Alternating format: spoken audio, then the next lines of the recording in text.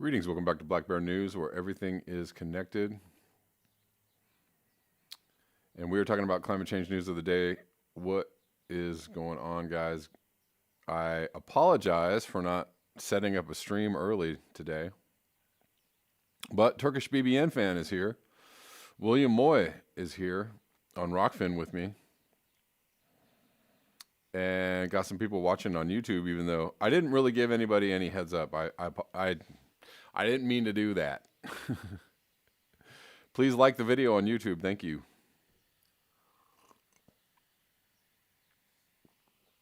I just had a busy morning. That's all. That is all. Sometimes Saturdays be that way. Sometimes they be that way. But hello. Wendy DeLeese here on YouTube. Yeah, I didn't really let people get a chance to get into the stream.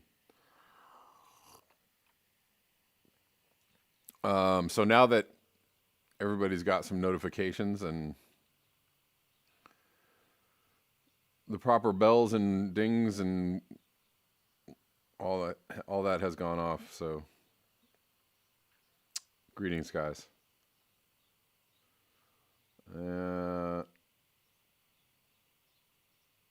Yeah, so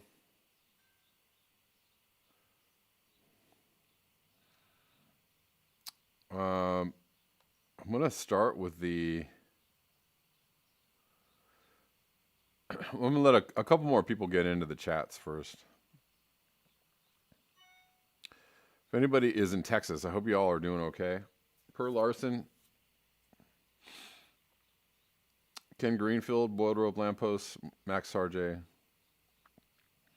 are on the YouTubes. Bill Gabriel, what's up on Rockfin? Let's get some more people on Rockfin, please.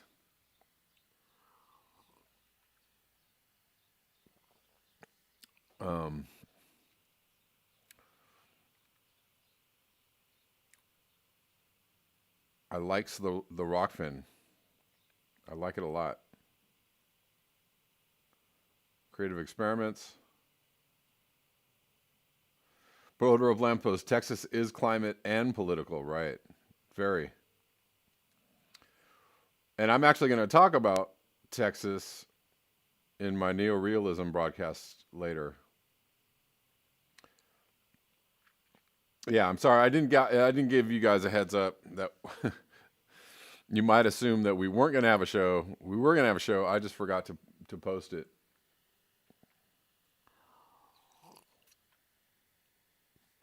I got wrapped up in some other things and sat down to do the show and was like, oh, Kevin Shanholzer says, ugh, climate change again. Oh, man. So, okay, I want to play this. Maybe I'll save this. Maybe I'll save this for a couple more minutes in.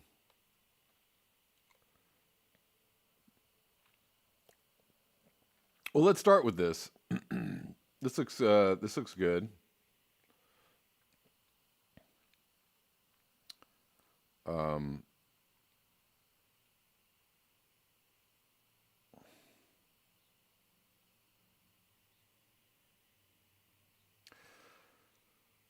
Tweeted out by Rebecca Lieber.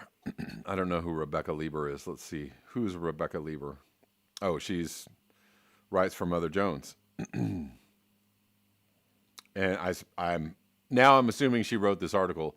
The U.S. still largely plans for wildfires, flooding, and grid failures by relying on what the past tells us. Ding. Instead of planning for the climate extremes that cause the most devastation. Ding. This is exactly the thing that I was saying yesterday. Pretty much straight up exactly what I was saying yesterday. She says, we're doing disaster planning all wrong. The crisis in Texas shows that we can't prepare for climate chaos by relying on past averages. Indeed, no. Well, we just have to, and how far back are you going? If you're just going back the last 5 years, now you know what the the new average is. If you live in California and you're just going back the last 5 years, you know now that wildfires are increasingly devastating and increasingly prevalent. And they happen every single year, and they're really, it is really bad. They are destined to do a lot of devastation. Now that's what to plan for every single year. You can't every single year assume that this is an anomaly. Same with Texas. Same with anywhere else. Anywhere else. One of the many reasons millions of Texans were stranded without power and freezing temperatures this week was a fairly common but faulty assumption that the future will look a lot like the past.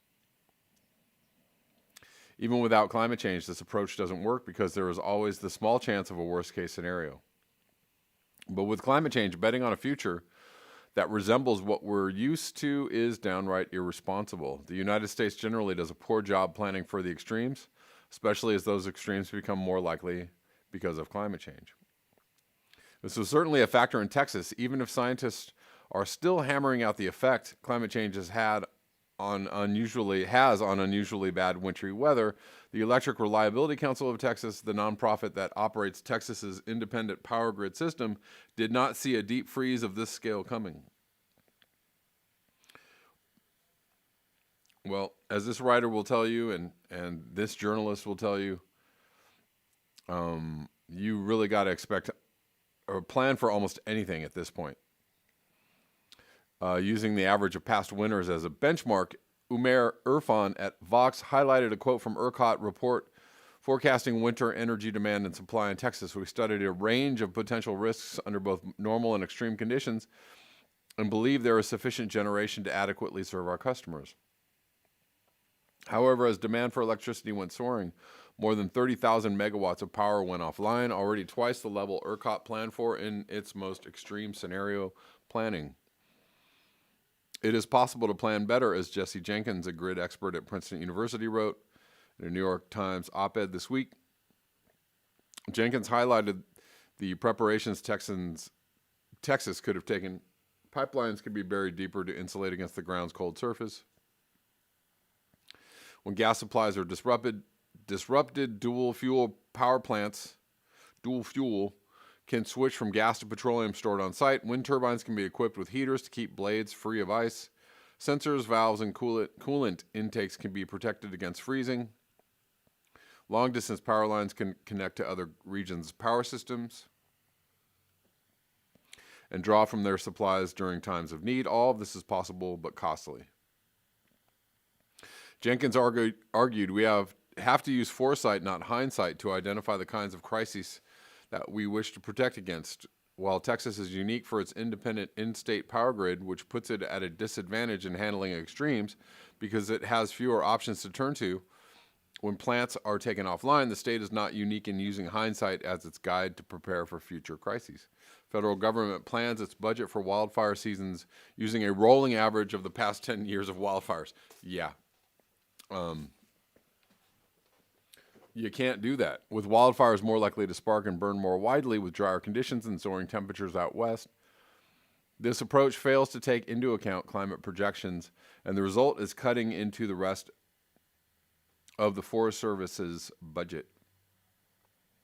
As a 2015 report from the Department of Agriculture on the rising costs of wildfire suppression detailed, wildland fire suppression activities are currently funded entirely within the U.S. Forest Service budget based on a 10-year rolling average. Using this model, the agency must average firefighting costs from the past 10 years to predict and request costs for the next year.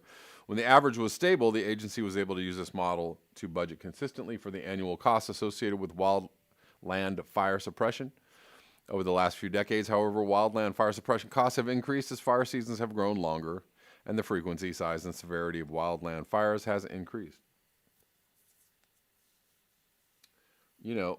It's also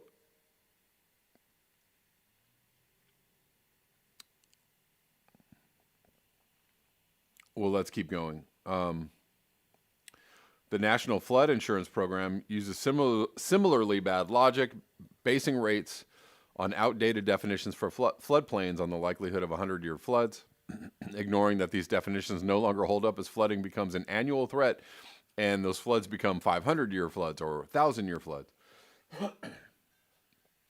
Many times the devastation of a 100-year flood. Joe Scata, a climate attorney at Natural Resources Defense Council, explained last month how FEMA has not comprehensively updated its standards for building and land use in flood-prone areas since the 1970s.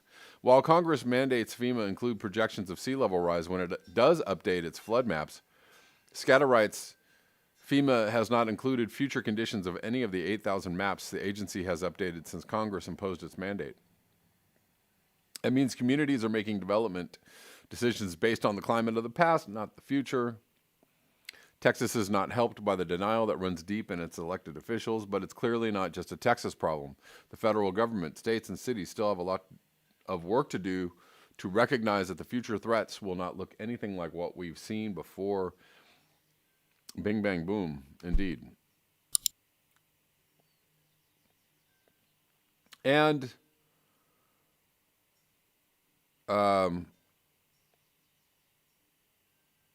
I think people have to, people have to be told what's going on and how likely that they will be caught up or the victims of some kind of extreme climate disaster event. And that could be anywhere at any time. Anybody could be, there could be a bomb cyclone, there could be, hurricanes, there could be floods, there could be king tides, there could be drought, there could be wildfires, tornadoes, anything.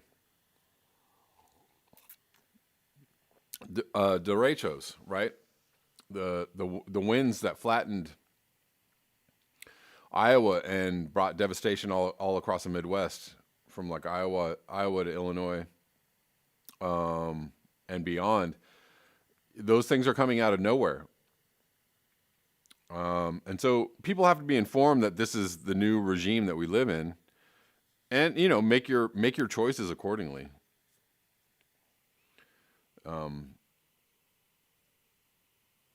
Make your choices about where it is you're living or what it is you're doing or where you're going, or what's happening. You make those choices accordingly and understand, kind of, no one is safe. Hello, Rockfinners. Kevin Shanholzer says the East Coast is preparing for the future by building higher seawalls. Unfortunately, the East Coast is still burning more fossil fuel than the West Coast. Ken Greenfield, yes, you are here too on Rockfin.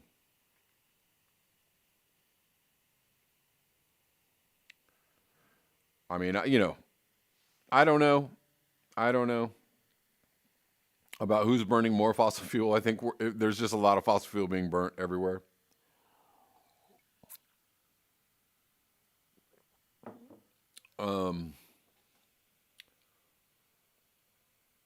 Donut, empty circle. Trump dooms hope. Why are we still talking about Trump? Trump isn't even president anymore.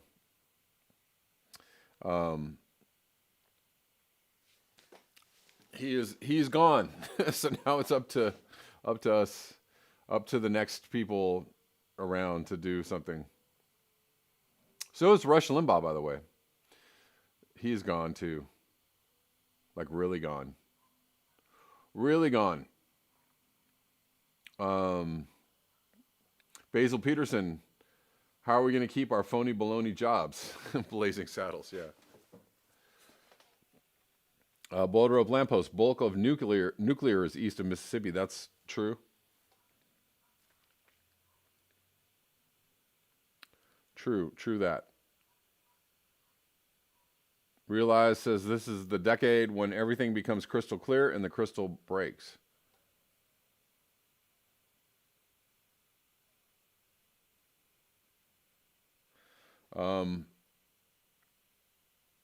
Anyways, Good stuff from Rebecca Lieber.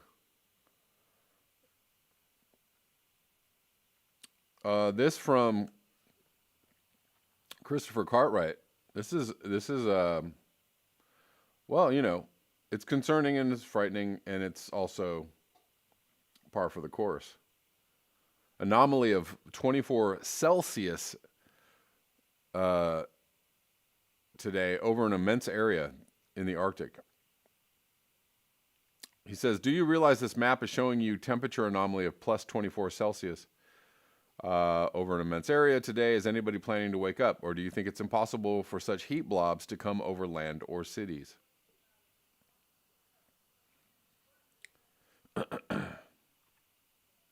He's pointing out this area here.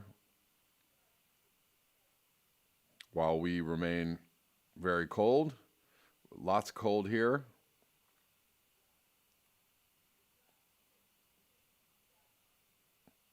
That's hot. So I want to play you this. This is really great bit of truth here from Dr. Mike Ryan. This was tweeted out by the End of the World Party. We're writing checks that we cannot cash as a civilization. Hashtag degrowth. Hashtag degrowth. So this is Dr. Mike Ryan speaking at a TroCare event yesterday about the catastrophe we're walking into. I genuinely think this is the most important clip you'll ever see. He is part of the World Health Organization or at the World Health. I don't know. I'm not really clear on that. But anyways, let's listen to this from Dr. Mike Ryan. We are pushing nature to its limit. We're pushing population to its limit. We're pushing communities to their limits. We're stressing the environment. We're stressing populations and communities. We are creating the conditions in which epidemics flourish. We're forcing and pushing people to migrate away from their homes because of climate stress. We're doing so much, and we're doing it in the name of globalization and some sense of chasing that wonderful thing that people call economic growth. Well, in my view, that's becoming a malignancy, not growth, because what it's doing is driving unsustainable practices in terms of how we manage communities, how we manage development, how we manage prosperity. We are generating, we're writing checks that we cannot cash as a civilization for the future. And they're going to bounce. And my fear is that our children are going to pay that price. That someday when we're not here, our children will wake up in a world where there is a pandemic that has a much higher case fatality rate and that could bring our civilization to its very knees. We need a world that's more sustainable, where profit is not put before communities, where that is not the bottom line, where the slavery to economic growth is taken out of the equation. We need sustainable growth in our communities. We need sustainable livelihoods for our people. And we are taking huge risks, and I mean massive risks, with our future if we don't manage the biome that we live in on the planet in which we live. And we're being extremely irresponsible right now. You can't really say it any better than that.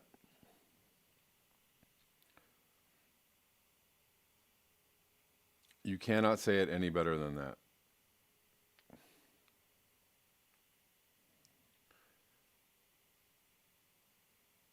Yes, Lowy Appet's on the money. This guy is dead on the money. I mean, he talks a little, said it's, the phrase sustainable growth towards the end, and, whatever that means. I think, sustainable growth is a bit of an oxymoron. Sustainability, period. Not sustainable growth, just sustainability. Sustainability means not growth. Means living within our means. Means sustainability means, living in harmony with nature, which means not growth. So, I don't know why I said sustainable growth, but He also said something. He said malignancy, and that's exactly what it is. You know, growth out of control, or growth, that is beyond, growth that threatens to take down the very system that it grows in, is a cancer. It's a malignancy, and so that was correct. Uh, that's right on the money, and that, and he said we're pushing our populations to the brink, our everything to the brink. Um, and that includes everything. Consumption, resource consumption, biome degradation, and uncontrolled population uh, growth. We are a cancer. We human beings are a cancer upon the planet. And I know it's like hard for people to hear that. There's a lot of people that are like, "Oh, abundance. Oh, whatever. If we just do it a different way." Eventually you have to see that we are a cancer, that we are a malignancy. So there isn't an abundance. I'm sorry. There is an abundance of possibilities in the universe. There's abundance in that. There is lots. There are a lot of things still available for people. We're lucky. We still have an abundance of things now. But we are so out of our, we're so in overshoot that we are quickly approaching a time when there will not be an abundance. And so, that abundance is very finite. Yes, abundance until there's no abundance, until it's all gone. And then there's lack. And then there's not enough. So, I don't know. You don't get to see reality or life or math or physics or whatever. You don't get to see things. Eventually, you don't get to see things however you want to see them. You have to see them as they actually are. And so, the quicker that we can see things how they actually are, the better off we'll be. Even if it, is uncomfortable, or weird, or a little strange, or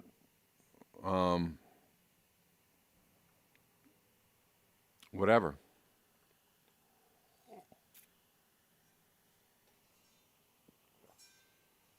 Amanda Staniforth. Yeah, I like, and you're right.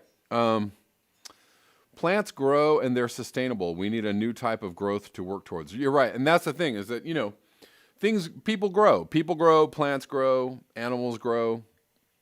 That's part of the cycle of life, and that's why I was talking about malignancy, because the cycle of life is that you grow, you live, you die. There's, to everything turn, right? There's a time and there's a season for everything. But we are so consumed with growth, more. And we'll never die. And we have to live on through all the things that we own and we have and we make and we see and we, touch. We're just very, very, not only are we consuming the planet, but we are consumed with ourselves, consumed with our importance. Um, you know,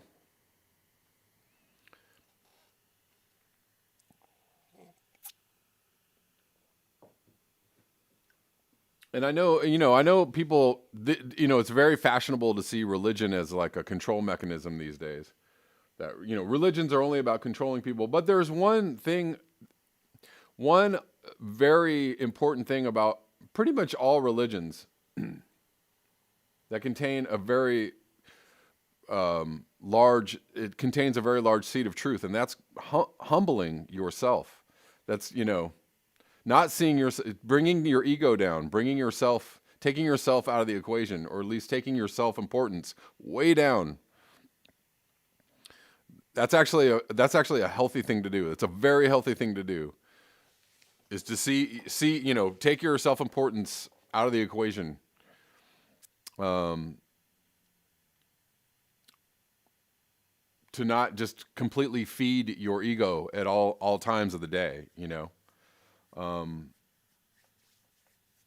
that's not, you know, that's not self-defeating. That's not, you know, cowering or lowering yourself for others. That's, you know, that's just a healthy way to see yourself on the planet. You are small. The universe is big. You will never be as big as the universe. And that's fine. We're all just a part of it. So,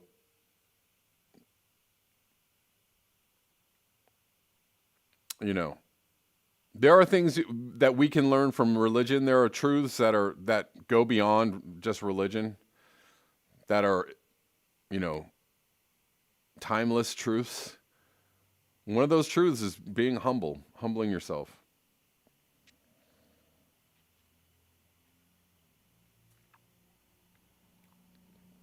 Humbling ourselves as a species. Um, Jimmy John, humanity thinks they're a species going somewhere and doing something important. Right, exactly. Everybody's like, I'm doing whatever I'm doing is really, it's important to you. Yeah, sure, it's important. Not saying it's not important. It's important to you. That's, you know, that's fine. Important in the scheme, in the larger picture, not so much. So, you know, enjoy yourself and do your best. But in the scheme of things, understand it's really not. Whatever you're doing is not, you know, more important than the health of the planet, you know, the health of the environment that keeps us alive. Anyways.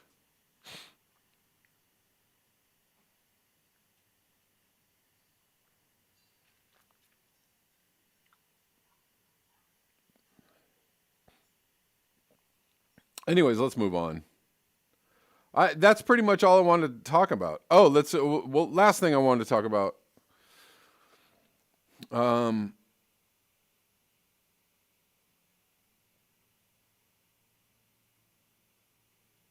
Citrus crop losses expected in Texas after deep freeze. The historic cold snap that has frozen Texas this week with brutal winter weather brought snow all the way to the beaches along the Gulf of Mexico and is also bringing headaches for citrus growers at the southern tip of the state. According to the USDA, Texas is the nation's third largest citrus producing state behind California and Florida. Dale Murden, president of Texas Citrus Mutual, a trade group that represents the interests of citrus growers in the state, told AccuWeather by email that growers were about 50% harvested to date on grapefruit. When the brutally cold weather hit early this week and we're just beginning to harvest our late Valencia orange, most everyone saw temps of 21 degrees for several hours. Murden, who also is a grower, said we will no doubt lose some of the crop as we are seeing some ice buildups inside the fruit. Murden said that when the temperatures dip below 28 degrees and stay below that mark for 5 hours or longer, the fruit that is still on branches begins to freeze on the inside. Citrus groves in Texas are largely situated in the lower Rio Grande Valley and parts of Hidalgo, Cameron, and Willacy counties, Murden said. Several groves are located in Mission, a city of about 85,000 that is situated about 240 miles south of San Antonio, right along the border with Mexico. Come and enjoy the warm weather, the city says on its website, and usually the weather is warm there. In fact, just as recently as Wednesday of last week, the high temperature in Mission reached 85 degrees, which is more than 10 degrees above average for this time of year. By Friday, though, the temperature had crashed to a high of just 43 with a low in the 30s, and it only went down from there, bottoming out with an overnight low of 22 degrees on February 15th as Arctic air continued pushing southward. It wasn't just the unseasonable cold that was causing problems for growers. The wind also foiled growers' attempts to protect the fruit. The wind was blowing so hard on Sunday night, Murden said, that most measures to warm trees up couldn't work. April Flowers of Lone Star Citrus, a grower based in Mission, said, "Is this person's name April Flowers?" That's pretty great. That's an awesome name. So there are few different methods growers use to protect crops. Some growers use a microjet irrigation system to spray their trees with water prior to the freeze because ice is insulative at 32 degrees. This type of system is expensive and not widely used.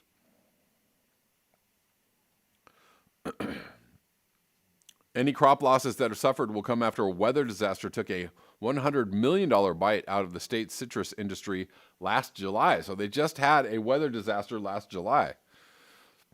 The industry was hit hard by Hurricane Hannah, which was the first hurricane of a hyperactive 2020 season.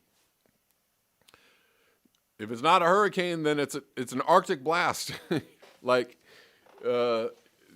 Yes, this extreme weather from climate change affects everything. It came ashore as a Category 1 storm with 90-mile-per-hour sustained winds. Merton said the hurricane caused an estimated industry-wide loss of 25%. Lone Star Citrus lost about 20% of its crop, Flowers said. All right, guys, that about does it for this particular live stream. Thank you for hanging out with me on a Saturday morning. No, Poppy Davis, say it ain't so. Your lemon tree bit the dust. No.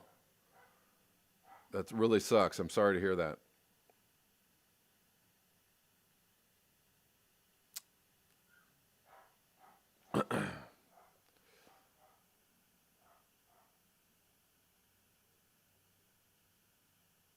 Gene says, Kevin, could you get Bill Gates on your show and ask him why he thinks it's right for him to buy up all the farmland?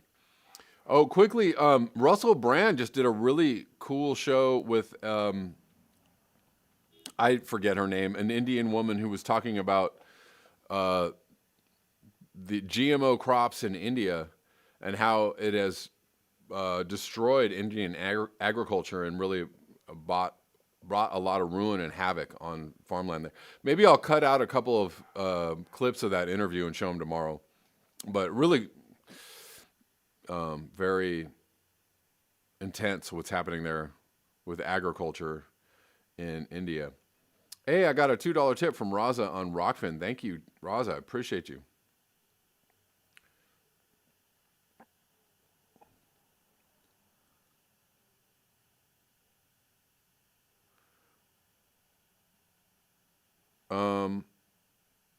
Anyways, guys, thank you all so much. I'm doing a neorealism at noon today.